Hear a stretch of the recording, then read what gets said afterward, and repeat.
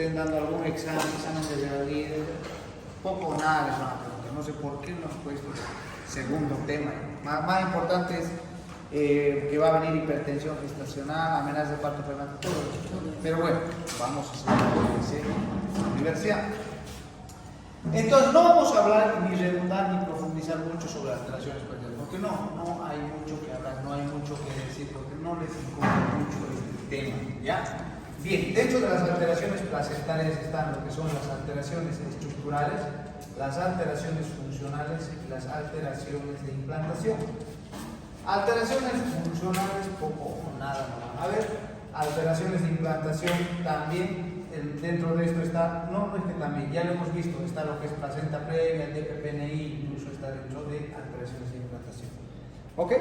Lo que un poquito me interesa para recalcar son las alteraciones estructurales. ¿Ya? Las alteraciones estructurales son varias. Dentro de ellas está, por ejemplo, lo que son las alteraciones múltiples o placenta múltiple, ¿ya? Placenta múltiple. ¿En qué consiste la placenta múltiple? Es cuando hay varias masas placentarias, ¿ok? Por eso placenta múltiple. Dentro de la placenta múltiple, los más importantes es la placenta bilobulada y la placenta subcenturiada, ¿ok? Subcenturiada o subcenturiata también, ¿ya? Esta placenta bilobulada es cuando existe dos masas placentarias, ¿ya? Dos masas, por eso es bilobulada. Hay dos masas placentarias, bilobulada. En cambio, la placenta subcenturiada, supongamos que esta es la placenta, ¿ya? Existen cotiledones aberrantes fuera de la masa placentaria y se comunican mediante vasos sanguíneos. A eso se llama placenta subcenturiada. Cuando hay cotiledones aberrantes fuera de la masa placentaria. ¿Cotiledones? Cotiledones. Se comunican mediante vasos sanguíneos. ¿Ya? A eso se llama placenta subcenturiada. Después tenemos lo que es la placenta sonaria. ¿Qué es la placenta sonaria? Es cuando la placenta se forma alrededor de un anillo. En este anillo no existe nada, no hay tejido placentario y alrededor de eso se forma la placenta. ¿Ya? Placenta sonaria. Después tenemos lo que es la placenta difusa o membranosa. Esta placenta membranosa o difusa como su nombre lo dice, es cuando es una placenta amplia, grande y delgada, por eso es difusa, membranosa. ¿Ya? Placenta grande, amplia, delgada. Esa es la placenta difusa o membranosa. Tenemos la placenta penestral. Es cuando en la placenta no existe puntos de tejido placentario. ¿Ya? Placenta penestral. Hay partes donde no hay tejido placentario dentro de la placenta. A eso se llama placenta penestral. Y finalmente tenemos lo que es la placenta circunvalada. Es cuando alrededor del borde placentario se forma un anillo fibroso. ¿Ya? Esa es la placenta circunvalada. ¿Qué es lo importante de este tipo de placentas o alteraciones placentarias? Es que primero te puede producir hemorragias durante la segunda mitad del embarazo, pero lo más importante te va a producir sangrado en el post-alumbramiento, es decir, se produce el tercer periodo del parto, se produce en la salida de la placenta y luego se produce sangrado, especialmente con esta placenta subcenturiana. Es decir, sale la placenta y quedan estos cotiledones aberrantes y empieza a sangrar la placenta. Y a mí sí me pasó cuando estaba haciendo la residencia. Salió toda la placenta, bien, sí hay sus 20-25 cotiledones, no hay ningún problema, ya. La paciente pasa a sala de recuperación y empieza a sangrar. Le hicimos legrado y salió más placenta. Queda bien una placenta subcenturiana. ¿Ya? Dice que la incidencia de estas alteraciones placentarias es del 9%, una incidencia alta, que en la práctica no lo vemos, obviamente, ¿no? Porque cuando sale la placenta no va a salir como una placenta, por decir, sonaria, anular, ya ha salido la placenta. ¿No ven? O membranosa, sí puede ser delgada, pero ya salió la placenta. Entonces, no hay una incidencia exacta, pero en la teoría dice un 9%. Probablemente sí sea una incidencia elevada o alta. Eso en cuanto a las alteraciones placentarias. ¿Ok? ¿Puedo borrar? Sí. Ok.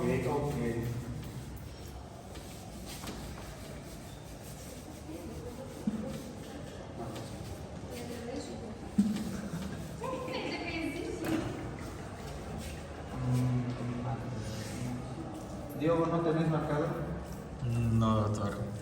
Justo siempre está en mi cartera, pero hoy día no. Bien, el otro tema o tema ahí son alteraciones del líquido amniótico. Y dentro de las alteraciones del líquido amniótico tenemos el polihidramnios,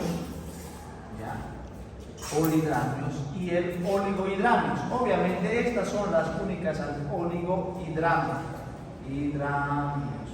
las únicas alteraciones del líquido amniótico, o exceso o disminución, no hay más otras alteraciones en cuanto al líquido amniótico. En cuanto al polidramios, como siempre, vamos a hablar de definición, incidencia, etiología, etiopatogenia, clínica, clasificación,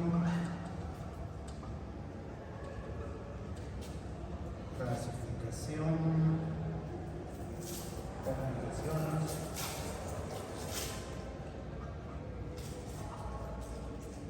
diagnóstico y tratamiento. Bien, ¿cómo definimos al polihidramnios? Resulta que hasta las 37, 38 semanas de gestación, la cantidad de líquido amniótico está entre 700 a 1000 ml. Eso es lo que dice la teoría. Hasta las 40 semanas puede haber una disminución fisiológica del líquido amniótico, una disminución fisiológica del líquido amniótico. ¿En cuánto? En un 8%. Cosa que hasta las 42 semanas ya existe una cantidad aproximadamente de 400 ml. Eso es lo que transcurre o lo que es normal en cuanto al líquido amniótico. Por lo tanto, ¿cómo definimos al polihidramnios? Como el exceso de la cantidad de líquido amniótico mayor a 2000 ml. ¿Ya? Exceso o aumento de líquido amniótico mayor a 2000 ml. Eso es lo que dice la teoría. Pero esta definición suele ser un poco arbitraria. ¿Por qué? Porque nosotros no vamos a saber exactamente en ml cuánto está de líquido amniótico en la barriga de la mamá. No podemos determinar ml. Por eso digo una definición arbitraria. Por eso es que se recurre a la ecografía. ¿Ya? Y mediante la ecografía existe pues dos métodos para definir o determinar lo que es la cantidad de líquido amniótico. ¿Y cuáles son?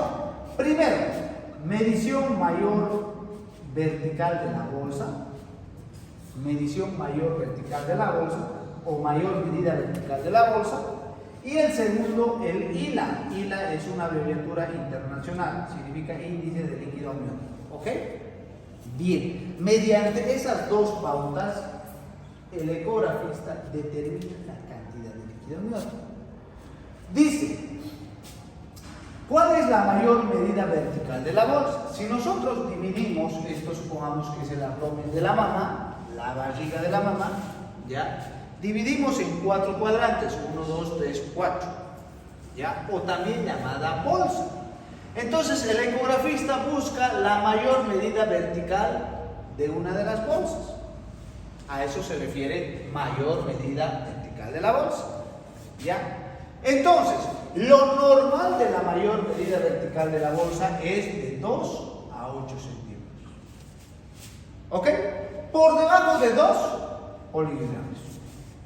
Por arriba de 8 centímetros, polihidramnios. ¿Ok? Eso es la mayor medida vertical de la bolsa. El ecografista mide. Esta es la mayor medida vertical de la bolsa. Entonces, entre 2 y 8 centímetros, si él mide, es normal. Arriba de 8, polihidramnios. Por debajo, oligohidramnios. Y la índice de líquido amniótico consiste en la sumatoria de los 4 cuadrantes o 4 bolsas. 4 cuadrantes de Pelan se llama. Ahorita me estoy quedando en otro grupo, no me acordaba. Pelan, ¿no? 4 cuadrantes de Pelan se llama. O bolsa simplemente. ¿Ya? Bien, la sumatoria de estos 4 cuadrantes o 4 bolsas dice que lo normal es de 5 a 25 centímetros. Lo normal. Si está entre 5 y 25 hay una cantidad de líquido adecuado, normal. Mayor a 25, polidranos. Menor a 5 centímetros, poliuretanoos. ¿Ok? Entre 25 y 30 centímetros, polidranos leve. Entre 30 a 35 centímetros, polidranos moderado. Y arriba de 35 centímetros, polidranos severo. ¿Ok? Bueno, eso está dentro de lo que es la definición de introducción más de polidranos. Definición exacta: exceso de líquido amniótico mayor a los 2 milímetros. Listo, nada más. ¿Ok? Bien, ¿cuál es la incidencia de polidranos? Resulta que por mayor medida vertical de la bolsa es de 0.35 y por el ILA es de 0.15. Entonces, como ven, 0.15 o 0.36 es una incidencia bien baja, ¿ya? No es una incidencia alta, por lo tanto, muy rara vez van a haber polidranos. ¿Ok? La incidencia lo dice, 0.35, 0.15, sí es verdad, en la práctica se ve muy poco polidranos. Bien, ¿cuál es la etiología? ¿Por qué se produce el polidranos? ¿Qué es lo que produce al polidranos?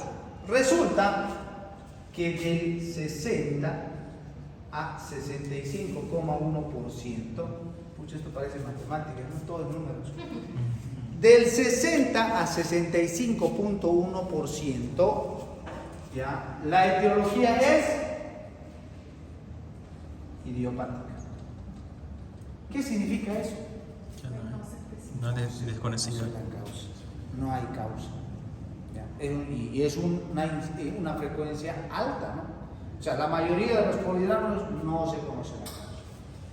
El restante dice que puede ser producido primero por malformaciones fetales.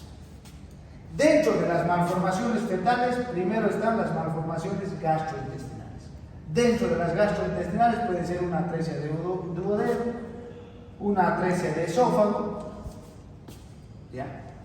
Bien, segundo, puede haber malformaciones neurológicas, ¿no? Por ejemplo, ausencia de cerebelo. ¿Ya? Otro, malformaciones cardiovasculares.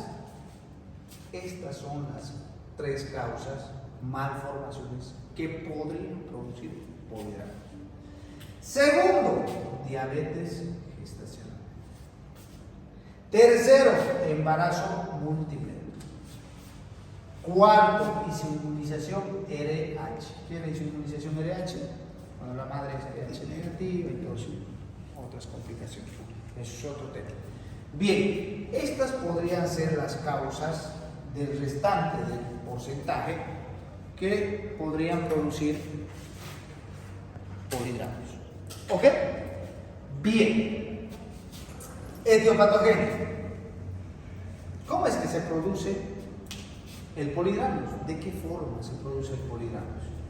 Si nos venimos a este dibujito, vemos acá que hay una membrana, el feto y lo que es el cordón umbilical. Ustedes que han llevado obstetricia conmigo se deben acordar. Nosotros hemos llevado lo que es la fisiología del líquido amniótico, cómo se produce, la movilización y la reabsorción. Yo les he dado el estometro que les he dado en el anterior semestre. Bien, para hacerles recuerdo. Resulta que hay 3 vías por el que se produce el líquido amniótico. Porque para conocer la etiopatogenia hay que conocer primeramente la fisiología. Primera vía por la que se forma el líquido amniótico es a través de difusión simple del amnios. La membrana tiene 2 capas, si recuerdan, corium y amnios. ¿Ya?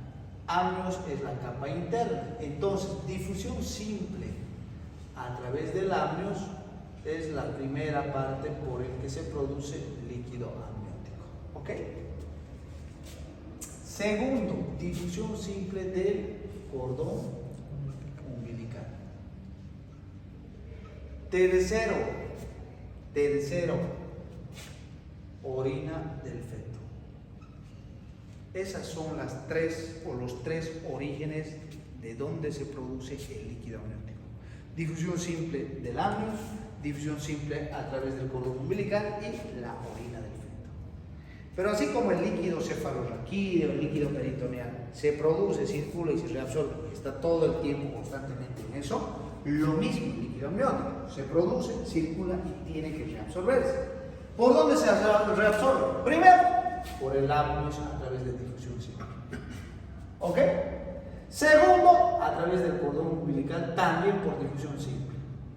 Y tercero, por la difusión del feto traga su líquido amniótico. Esas son las vías de producción y las vías de reabsorción del líquido amniótico. Bien, teniendo en cuenta la fisiología, ¿cuál es la etiopatogenia del polidramnios? Primera causa, ¿ya? Es que el bebé no está tragando líquido amniótico, no está deglutiendo. ¿Y cuál podría ser la causa? Lo que hemos dicho acá, malformaciones, atresia del duodeno, atresia del esófago. El cerebro no está mandando señales para que se reabsorba el líquido. Ausencia de cerebelo, hola, ¿no? O malformaciones cardiovasculares que no movilizan adecuadamente el líquido intravascular. Entonces, estas malformaciones van a producir o van a hacer que no se produzca adecuadamente que se reabsorba el líquido amniótico. Por lo tanto, otro, que el riñón del bebé esté produciendo excesivamente orina, mayor cantidad de orina. ¿Y cuáles son las causas? Podría ser diabetes gestacional, podría ser embarazo múltiple, podría ser la inmunización LH. Estas tres causas podrían estar produciendo que el feto produzca, valga la redundancia, excesivamente orina. ¿Ok? Por lo tanto, ¿dónde están las alteraciones? Uno, en la deglución principalmente, y otro en la producción. ¿Ok? En la deglución y otro en la producción de orina. ¿Ok? Bien, eso en cuanto a la etiopatología. ¿Qué pasa con la clínica? ¿Puedo ver? Sí. ¿Qué pasa con la clínica? ¿Cuál creen que es la clínica del polidramnios? Obviamente en el polidramnios lo primero que vamos a encontrar es un aumento de la altura uterina. Pues vos ves a la mamá y lo que más va a llamar la atención es que su barriguita es demasiado grande, mayor a la edad de gestación. ¿Y cuántas semanas tiene la señora? 30 semanas y parece de 39, 40 semanas, porque está grande. Entonces, altura uterina incrementada. Y obviamente, como hay harto líquido amniótico, exceso de líquido amniótico, no vas a poder palpar las partes fetales adecuadamente. No vas a poder escuchar, auscultar el latido cardiofetal. ¿No ves? ¿Por qué? Porque hay exceso de líquido amniótico. Lógico. Obviamente, al haber un aumento, incremento de la altura uterina, ha crecido más esa barriga, comprime pues vasos, nervios a nivel de la pelvis, evitando que exista un buen retorno venoso. Y si no hay un buen retorno venoso, ¿qué se produce? Edema en miembros inferiores. Nos vamos más para arriba, está el diafragma. Como está esa barriga grande, llega hasta el diafragma, no deja adecuadamente que ese diafragma se expanda, por lo tanto la madre empieza a tener dificultad respiratoria. ¿Cómo se traduce eso? Disney. Esa es la clínica de polidramnios, aumento de la altura uterina, edema en miembros inferiores y Disney. ¿Ok? ¿Estamos o no estamos? Bien, eso en cuanto a la clínica. Clasificación. Y hemos clasificado de acuerdo a la ecografía: leve, moderada, severa. Leve 25 a 30, moderada 30 a 35 y severa arriba de 35. Pero también existe otra clasificación. Se clasifica en polidramnios agudo, ¿ya? y polidramios crónicos. Agudo, lógicamente, que aparece en un lapso entre 48 y 72 horas. ¿Qué significa? Que la mamá, pues, durante todo su embarazo no presentó ninguna sintomatología, la cantidad de líquido amniótico era normal. Pero en un lapso de 48 a 72 horas, de repente hay un aumento de la altura uterina y del líquido amniótico. ¿Cuál es la causa? 60 a 65% no sabemos, idiopático. ¿No ve? Bien, generalmente como ha sido brusco, rápido el aumento del líquido amniótico, generalmente los polidramios agudos son severos. ¿Ok? En cambio, el polidramios crónico es que paulatinamente ha ido incrementándose el líquido amniótico, probablemente desde las 20 semanas. Por lo tanto, es más tolerable por la paciente este tipo de polidramios. Por lo tanto, los polidramios del tipo crónico son generalmente leves. Entonces, cuando yo les pregunto en su examen, agudo siempre es, en la mayoría de los casos, severo. Crónico, leve. ¿Ok? Bien. Normal começa a aumentar después de la 20 semana. Generalmente. Porque antes de las 20 semanas, ¿qué consideramos nosotros? Puede ser una amenaza de aborto. No consideramos como un embarazo viable. Ya a partir de las 20 semanas sí. Ya. Y generalmente más se va a empezar a denotar porque la altura uterina no crece más a partir de las 20 semanas. Agudo 48 a 72 horas. 3 días. ¿Ya? Bueno, bien. Eso en cuanto a la clasificación. Complicaciones. El polidramios presenta múltiples complicaciones, hartísimas complicaciones. ¿Ya? Dentro de ellas, por ejemplo, lo que hemos llevado en la anterior clase o en las anteriores clases, DPPD, puede producir un desprendimiento prematuro de placenta. ¿Sí? Te puede producir ruptura prematura de membranas. Lógico.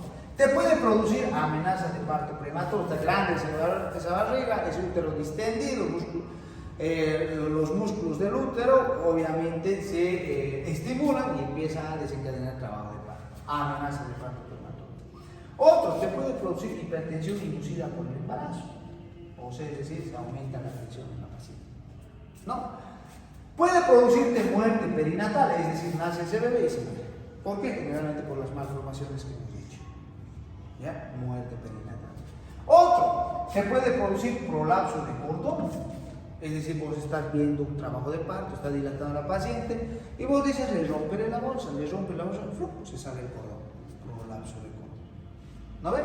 Bien, te puede presentar o dar presentaciones viciosas, situaciones anómalas. Es decir, en vez de que esté cefálico, puede estar podálico, en vez de que esté situación longitudinal, puede estar transverso o oblicuo. Presentaciones anómalas. ¿No ves? Estas dos situaciones van a hacer que se incremente la tasa de cesáreas. Otra complicación. ¿Y la cesárea qué te puede llevar? A placentas de PPD. ¿No ves? Bien, más complicaciones todavía. Finalmente te puede dar hemorragia postparto. Obvio, pues si un útero está grande, se produce la salida del feto, se produce el alumbramiento, la salida de la placenta, y ese útero tan grande no puede contraerse y se produce hemorragia postparto. ¿Ok? Esas son las complicaciones de el polidramios. Diagnóstico. ¿Cómo diagnosticamos al polidramios? Bien. Primero, siempre clínica. Donde sea clínica. Ya lo hemos dicho. Para la clínica, aumento de la altura uterina, edema en miembros inferiores, listo. Pasa. No hay dónde perderse. Bien. El método más o menos específico, no estoy diciendo cuál es el estándar, pero más o menos específico es la ecografía. ¿Mediante qué? Mediante la medición de la mayor medida vertical de la bolsa y mediante el ILA, que ya le hemos nombrado. Menor a o mayor a 8 centímetros, poligramos. Mayor a 25 centímetros, poligramos. ¿Ok? Eso en cuanto al diagnóstico. Tratamiento. ¿Cómo tratamos a la paciente con poligramos?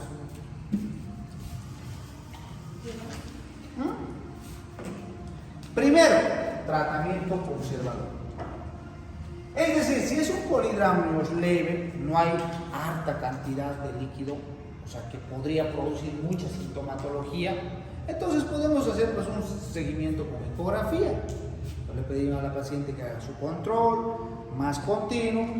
Entonces le pedimos ecografías seriadas y vamos controlando paulatinamente la paciente. No intervenimos, no damos fármacos, no hacemos nada más, solamente control, seguimiento. Por eso tratamiento conservador. Ya generalmente es el tratamiento conservador en polidramios leves. ¿Ya? Bien. Otro tratamiento, amniocentesis. Amniocentesis. ¿En qué consiste la amniocentesis? Es introducir una aguja, atraviesa la pared abdominal, el útero y llega hasta el líquido amniótico. ¿Ok? Y mediante eso extraemos el líquido amniótico, extraemos ese exceso. ¿Ya? ¿El libro qué dice? El libro dice que no, que se ha demostrado que la incidencia de complicaciones es baja, así dice el libro. Pero en la práctica no es tan fácil. A ver, introducir una aguja hasta el interior del suelo. Obviamente se hace con ecografía guiada, pero no así. Tiene que tener mucha práctica. Yo particularmente no lo hago. Tiene que tener una especialización bien minuciosa en ese sentido. Pero el libro dice así. O sea, el libro dice, no, hay una incidencia baja. ¿Qué complicaciones te puede dar la amniocentesis? Primero, DPPNI. Llegas a la placenta, rompes un vasito, empieza a sangrar y se produce desprendimiento. Obvio. Dos, ¿qué te puede producir? Amenaza de parto prematuro o parto prematuro. Luego, puedes estimular a que desencadene el trabajo de parto al tratar de introducir la ropa. Y finalmente, infección. Obviamente, por más esterilizado que esté, pues no hay una bacteria, se mete y te puede producir infección. Obviamente. ¿Ok? Estas son las tres complicaciones que te puede dar una amniocentesis. Ojo. La amniocentesis también puede hacer una vez o puede hacer varias veces. Claro, se puede hacer varias veces o una vez. Pero, ¿qué es lo importante de la amniocentesis? Tiene que serlo un experto, diestro. Pero el libro que te dice, no hay una baja incidencia, no es tanto así, pero está así en el libro. Ya, lo que quiero que aprendan es esto, ya, complicaciones de la amniocentesis. ¿Ok? Bien, eso en cuanto a la amniocentesis. Pero también existe un tratamiento farmacológico, es decir, dar medicamentos. ¿Y qué medicamentos? Prohibido dar diurético a la paciente embarazada. Solamente hay dos, eso es paso vida. Nunca den diurético, solamente dos casos. ¿Cuáles casos se puede dar diurético a una paciente embarazada? No, es eso. No. Furosemida, por ejemplo, diurético. Solamente se da diurético a la mujer embarazada cuando tiene un edema agudo de pulmón, que puede matarla a la 41 y una insuficiencia renal severa. No hay más. O sea, no das en ningún caso más. No van a dar, no se da. Cuidado que tiene problema cardíaco, tiene acá, no puede orinar hoy día, plan, furosemida. No. Hay que saber manejar a la paciente usted. ¿Ya? No. ¿Ok? Bien, ¿qué tratamiento farmacológico? Primero, indometacina.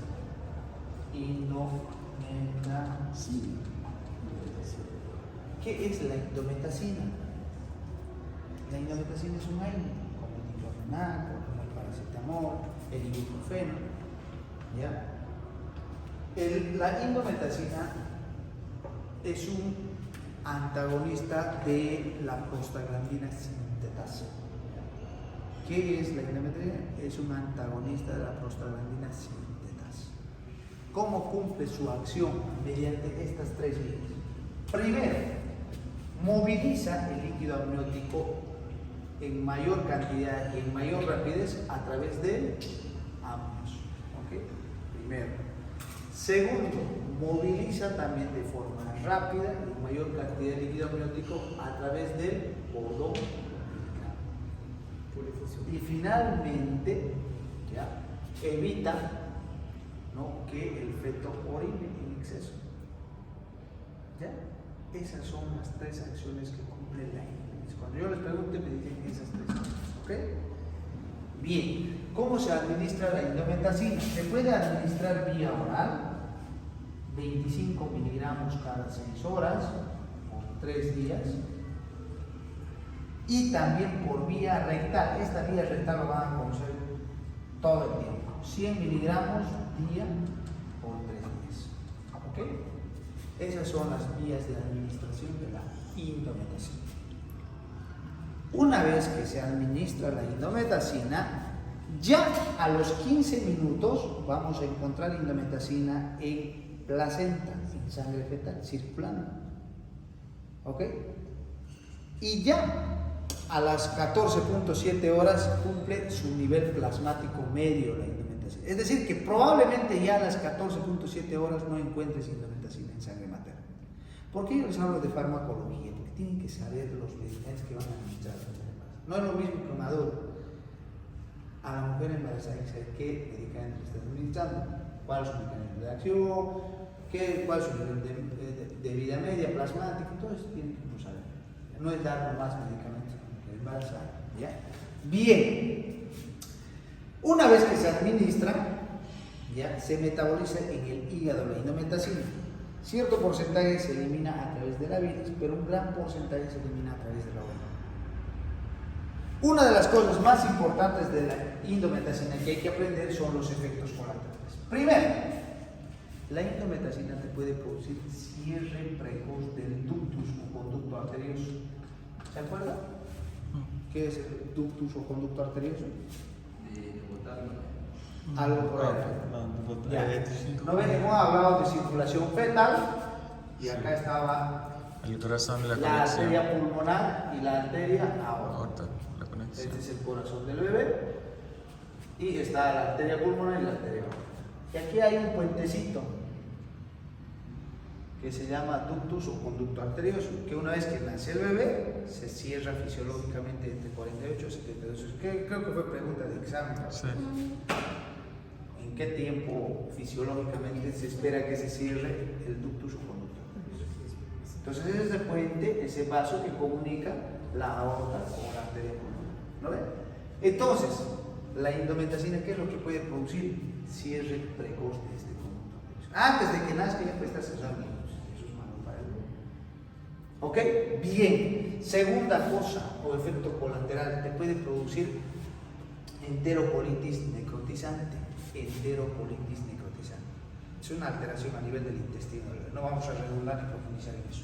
Ok, otro te puede producir hemorragia intraventricular, es decir, hemorragia a nivel del cerebro del bebé.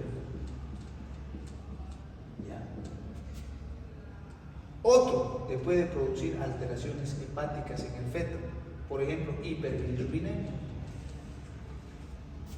Por lo tanto, chicos, no den indometacina más de las 72 horas y arriba de las 32 horas. O sea, vos tienes que dar indometacina solamente durante 3 días y hasta las 32 horas. Pero, doctor, ¿le doy ahora? Sí. ¿Puedo esperar un mes? Sí. Pero no darle, pues, de ahora 10 días acá con indometacina. ¿Por qué? Porque le puedes producir, pues, del conducto arterioso, le puedes producir enterocolitis necrotizante, hemorragia intraventricular o alteraciones hepáticas y hiperbilirubinemia. No me cambies el otro ejemplo. ¿Ok? Te estoy repitiendo. No dar más allá de las 72 horas ni arriba de las 32 horas. ¿Ok? Bien. Otro fármaco que se da secundariamente a la indometacina, ¿ya?, es el sulindaco. Sulindaco. Es más buena y específica que la indometacina, ¿ya? Igual, es un antagonista de la prostaglandina sintetasa. Lo malo que el sulindaco es que una vez que administras, este tiene que ir a metabolizarse en el hígado del feto. Y como el feto todavía es inmaduro, su hígado es inmaduro, no tiene las enzimas adecuadas, tarda en metabolizar. Por lo tanto, te va a producir más efectos que beneficios.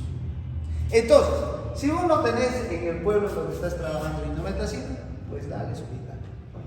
¿Ya? Pero lo primero, indometacina. ¿Ok? Eso en cuanto a polidranos. ¿Hay alguna pregunta?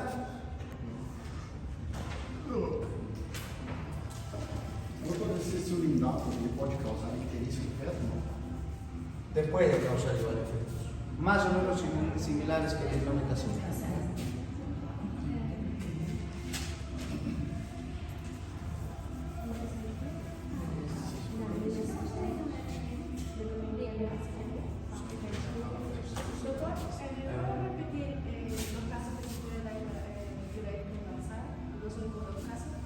Edema agudo de pulmón y insuficiencia renal severa.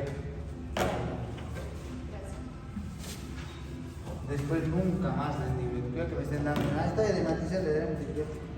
Y da. Bien. Otro tema que vamos a ver es el oligohidratos. ¿Ya? Oligohidratos. Ya no damos marcadores chéveres. Oligohidratos. Si polihidramios es el exceso, aumento de líquido amniótico arriba de los 2000 ml, el oligohidramio, ¿qué será?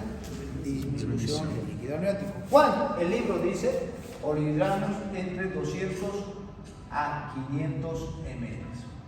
Entonces, definimos a oligohidramios como la disminución o el descenso del líquido amniótico entre 200 a 500 ml. Pero también resulta ser una definición arbitraria, ¿no? Porque no van a poder determinar en ml la cantidad de líquido amniótico. Por lo tanto, nuevamente recurrimos ¿a dónde? A la ecografía. Y con ecografía, mayor medida vertical de la bolsa, o si no, el índice de líquido amniótico. Mayor medida vertical de la bolsa menor a 2 centímetros, oligohidramios. Índice de líquido amniótico menor a 5 centímetros, oligohidramios. ¿Estamos o no estamos? ¿No ves? Bien, eso en cuanto a la definición. Incidencia. La incidencia del oligohidramios es del 2.3% por ILA. ¿Ya? O sea, si se dan cuenta, es una incidencia mayor a polihidramios. Es verdad. Ustedes van a ver mayor cantidad de pacientes con oligohidramios que con polihidramios. ¿Ya? Bien, incidencia del 2.3%. Etiología, ¿qué es lo que causa el oligohidramios? Lo primero, ¿qué creen? Idiopático. No conocemos la causa. Lo mismo que el polihidramios, igual en el oligohidramios, lo primero, no conocemos la causa. Segundo, malformaciones fetales. Y una de las malformaciones fetales más importantes, agenesia renal. Es decir, si no hay riñoncito, ese riñoncito no funciona del bebé, no hay quien produzca orina. Y se va a producir oligohidramios. Lógico. Bien. Tercera causa o etiología, ruptura prematura de membranas. RP. Es decir, que si la paciente rompe la bolsa, pierde líquido mucho antes de la edad gestacional acorde, empieza a perder líquido y obviamente se produce oligohidramios. Finalmente, lo que les decía, uso excesivo de indometacina. Si vos le has llevado clases con el doctor Ojeda, le has dado nomás indometacina 7 a 10 días, ya estaba arriba de las 32 semanas, le vas a producir oligohidramios. ¿Por qué? Porque la indometacina disminuye la producción de orina por parte del feto. Fácil, sencillo. ¿No ven? Bien, esa es la etiología o las causas del oligohidramios. Complicaciones. ¿Cuáles son las complicaciones del oligohidramios? El más importante, el que más van a referir, es lo que se llama hipoplasia pulmonar. El pulmoncito del bebé está inmerso en líquido amniótico. De esa forma es que se desarrolla anatómica y fisiológicamente. Pero si no hay líquido en el pulmón del bebé, no se desarrolla y ese pulmón es chiquitito. Por lo tanto, se produce lo que se llama hipoplasia pulmonar. Pulmón chiquito, no desarrollado. Ya, primera complicación. Segunda complicación, RCIU. Esta es una abreviatura internacional igual. RCIU, retardo de crecimiento intrauterino. Retardo de crecimiento intrauterino. Es decir, no hay líquido, ese bebé está apretado en la matriz, no crece, no se desarrolla. ¿No ve? Retardo de crecimiento. Y tercera complicación, muerte perinatal. Es decir, nace ese bebecito y se muere. ¿Ya? Bien, eso en cuanto a las complicaciones. Finalmente, tratamiento. ¿Cuál creen que es el tratamiento para el oligohidramios?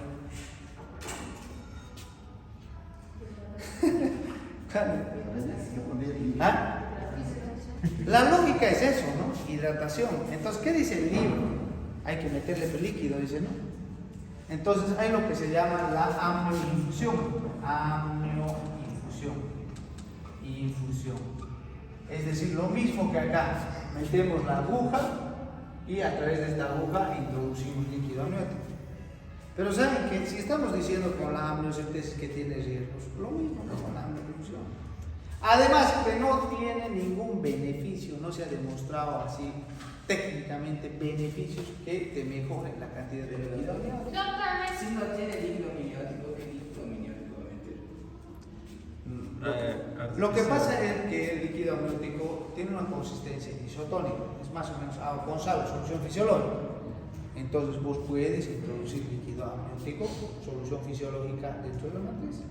Pero creo esa aminoinfusión creo que no es más peligrosa que la aminocentesis Más porque peligroso. la aminocentesis está sacando y la aminoinfusión está aportando algo que no es fisiológico. Es más peligroso. No te aporta en nada, más riesgoso de que le produzcas DPP, incluso muerte fetal, incluso hasta alteraciones hemodinámicas, la homeostasis mismo en el feto va a cambiar, etc. Pero está en el libro, yo les tengo que nombrar. Dice amnioinfusión. Pero más riesgo que beneficio. ¿Ok? Otro dice administración de líquidos endovenosos. O sea, le pone suero a la paciente y supuestamente va a metalizar. O sea, no sirve. Pero está en el libro. Igual dice el libro, no sirve, no tiene ningún beneficio. ¿Ya? Incluso habla de tapones que contienen líquido, introducir a la vagina para que reabsorba, etc. Pero nada de eso no sirve. Por lo tanto, no hay tratamiento para un oligohidramnios. ¿Ya? Entonces, ¿qué hacemos, doctor? Lo que se tiene que hacer es hacer un buen seguimiento a la paciente y tratar de llegar hasta las 34 semanas. ¿Para qué? Para interrumpir el embarazo. ¿Ya? Si te reporta a las 30 semanas oligohidramnios leve o moderado, reposo, control con ecografía y llegar hasta las 34 semanas. Ya a las 34 semanas, señores, se tiene que operar. Interrupción del embarazo. Pero si a las 30 semanas te dice el ecografista, hay un oligohidramnios severo, no hay nada de líquido, interrumpe ese embarazo. Pero en algún momento va a evitar ese efecto. No tiene espacio para desarrollar el cáncer. ¿Ok? Lo más, llegar hasta las 34 semanas. Doctor, e o controle por ecografía tiene que ser de cuánto tiempo? Lo que sí puedes hacer, si estás en un hospital o tienes los medios adecuados, semanalmente. Semanas. Si es posible, ¿no? Semanas, 2 semanas. Y llegan algunos no, pero. Ahora, si llegas hasta las 34 es ideal, pero a las 30 semanas ahí te doy chance. Pero si es un oligohidramnios a las 23, 24 semanas, no va a hacer nada. Llegar desde las 23 hasta las 34 es mucho espacio. Ok, hay que también por eso ver esas situaciones. Bien, ¿alguna pregunta? ¿El AINE? Eso es todo. Entonces, la complicación, hay complicación. ¿Cómo? Claro, complicación muy agresiva y Então, esse muerte prematura. tratamento não tem. ¿Ah? Tratamiento, la teoría, aminoinfusión y Então, no exame, Endovenoso. posso colocar não é tratamento. No creo que les pregunte. ah, Essa não, tipo assim. Está bien. Pero el repouso y control